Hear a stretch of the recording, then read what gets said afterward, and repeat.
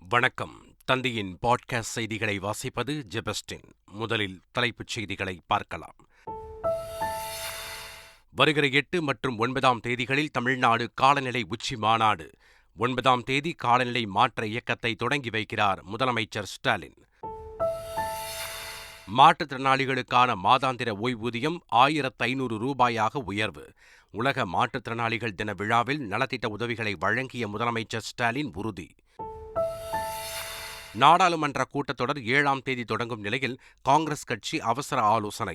விலைவாசி உயர்வு, எல்லை பிரச்சினை உள்ளிட்ட பல்வேறு பிரச்சினைகளை நாடாளுமன்றத்தில் எழுப்ப திட்டம்.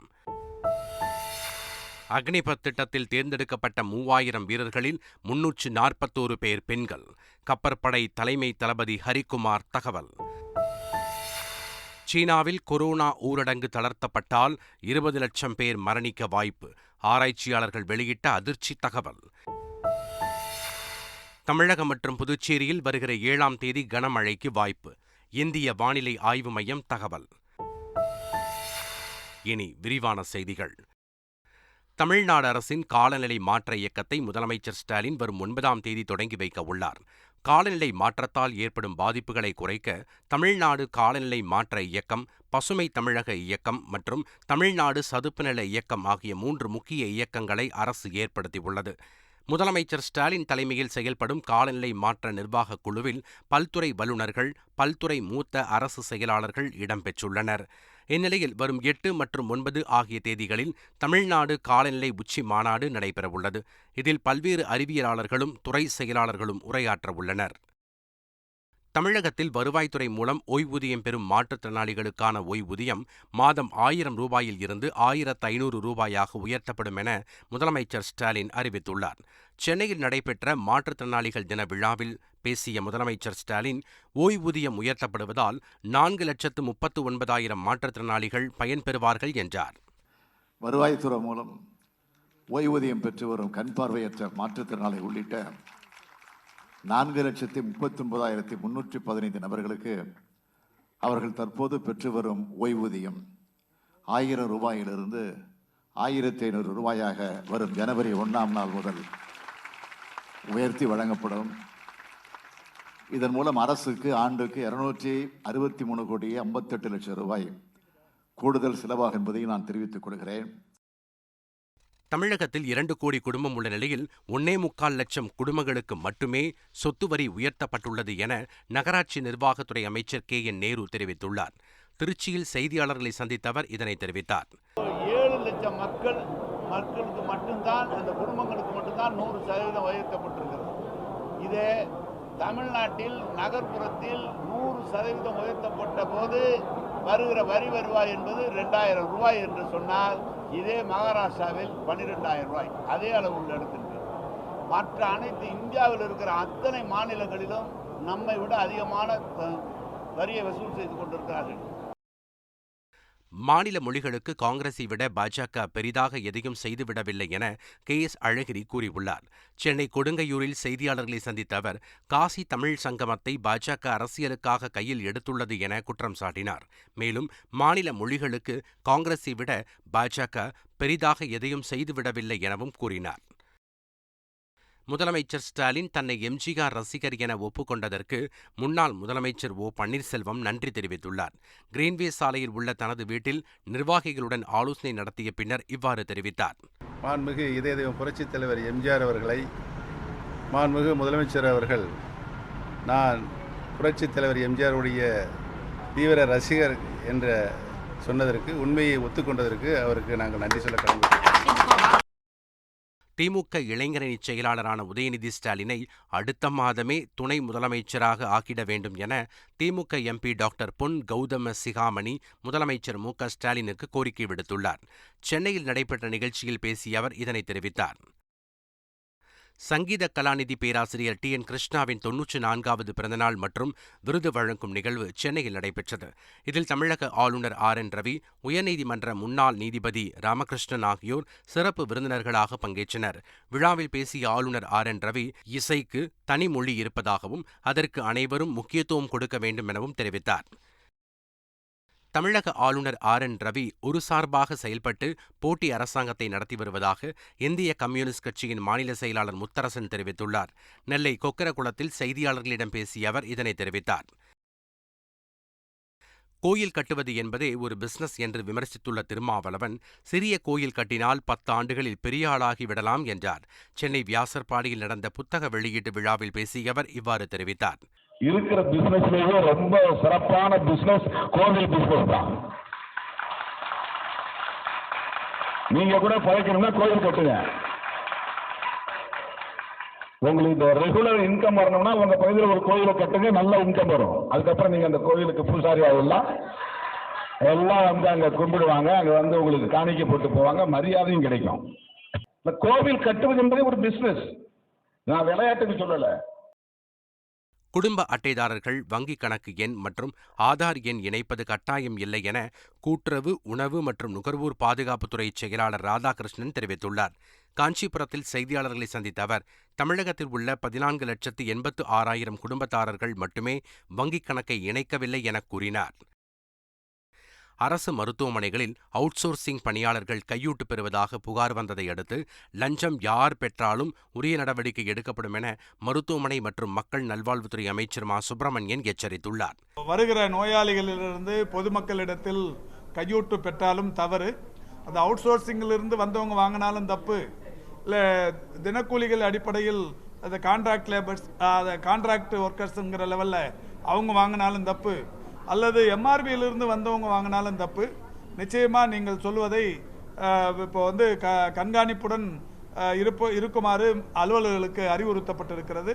நிச்சயமாக அந்த மாதிரி யார் பண்ணாலுமே நடவடிக்கை எடுக்க சொல்லி, இப்போ அவுட் சோர்சிங்னு சொன்னாலும் கூட அவங்க பேரில் நடவடிக்கையை அந்த சம்பந்தப்பட்ட அமைப்புகளின் மூலமாக எடுப்பதற்கு நடவடிக்கை எடுக்கப்படும். மாணவர்களை நன்றாக படிக்க வைக்க வேண்டும் என முதலமைச்சர் தன்னிடம் வலியுறுத்தியுள்ளதாக பள்ளிக்கல்வித்துறை அமைச்சர் அன்பில் மகேஷ் கூறியுள்ளார். சென்னையில் நடைபெற்ற மாற்றுத்திறனாளிகள் விழாவில் அவர் இதனை தெரிவித்தார்.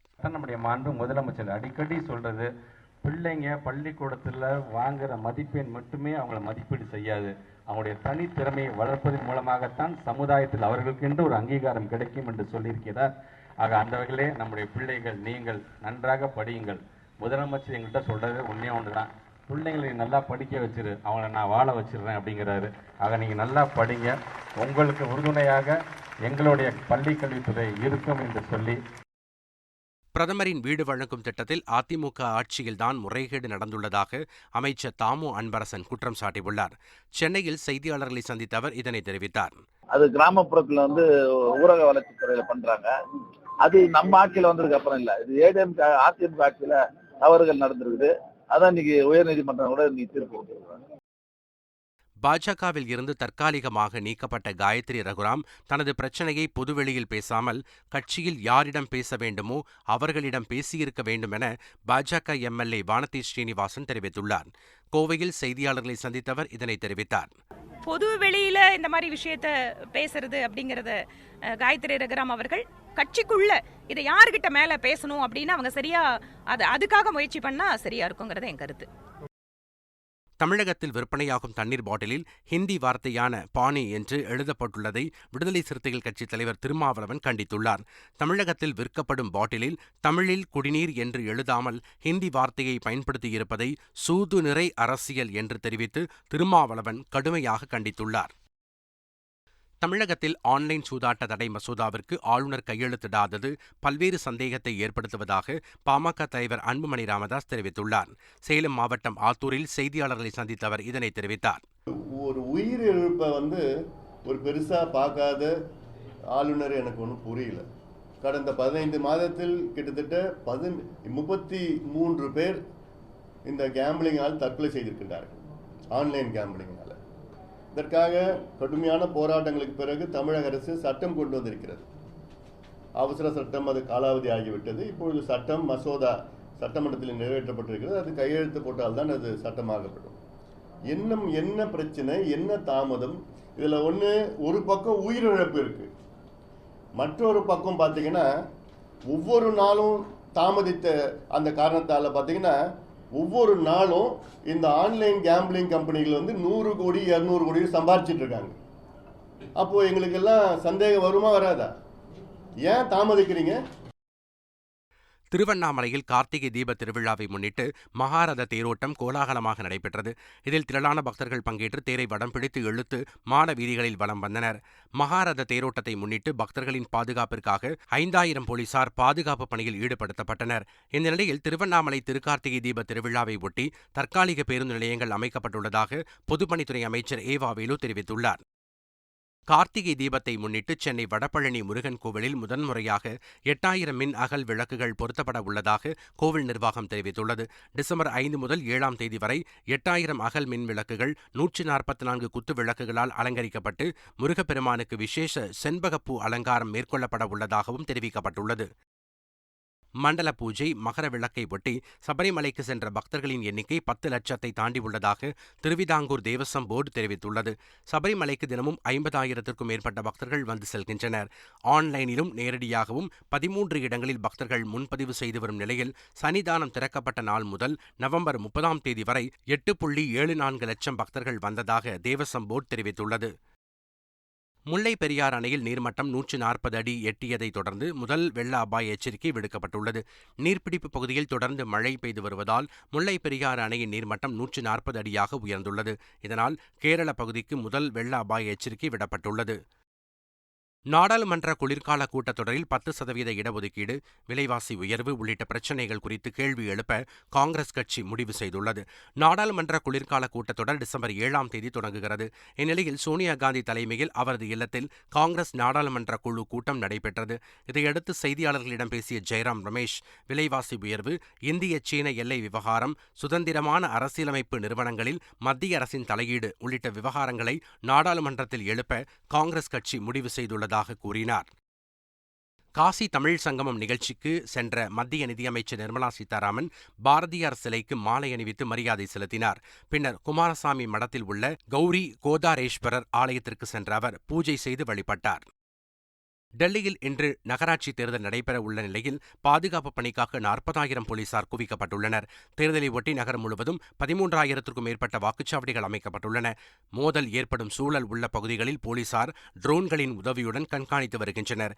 மேலும் பெண்களுக்கு மட்டுமான பிங்க் நிற வாக்குச்சாவடிகள் அமைக்கப்பட்டிருப்பது வரவேற்பை பெற்றுள்ளது. நடிகர் சூரி நடிக்கும் விடுதலை படத்தின் படப்பிடிப்பில் கிரேன் அறுந்து விழுந்ததில் சண்டை பயிற்சியாளர் உயிரிழந்தார். செங்கல்பட்டு மாவட்டம் ஊனமாஞ்சேரி பகுதியில் சூரி நடிக்கும் விடுதலை படத்தின் படப்பிடிப்பு நடைபெற்று வந்தது. படப்பிடிப்பின் போது கிரேன் அறுந்து 15 அடி உயரத்தில் இருந்து விழுந்ததாக கூறப்படுகிறது. இதில் பலத்த காயமடைந்த சுரேஷ் என்ற ஊழியர் மருத்துவமனையில் அனுமதிக்கப்பட்ட நிலையில் வழியிலேயே அவர் உயிரிழந்து விட்டதாக மருத்துவர்கள் தெரிவித்தனர். சீனாவில் கொரோனா பாதிப்பு நாளுக்கு நாள் அதிகரித்து வருவதால் அங்கு ஊரடங்கு கட்டுப்பாடுகளை கடுமையாக்கப்பட்டுள்ளது.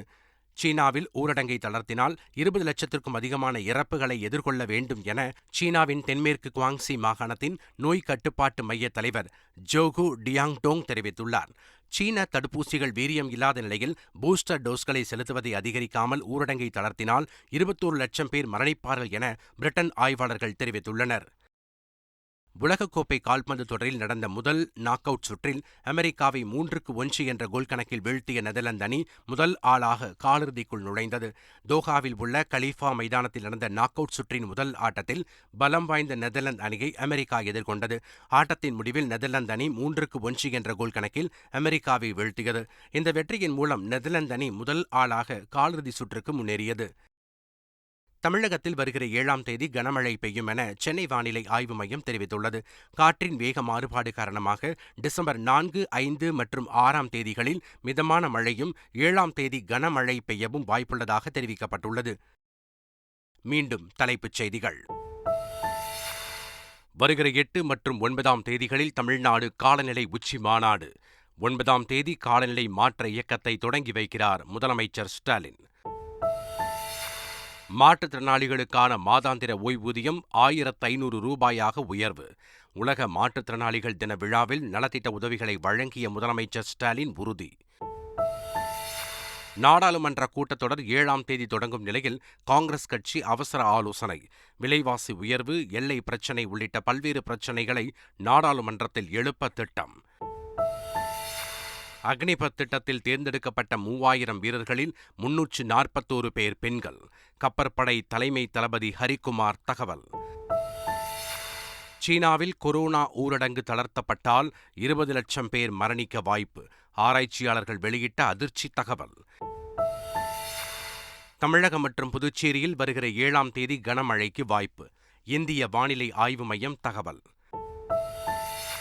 இத்துடன் பாட்காஸ்ட் செய்திகள் நிறைவு பெறுகின்றன. வணக்கம்.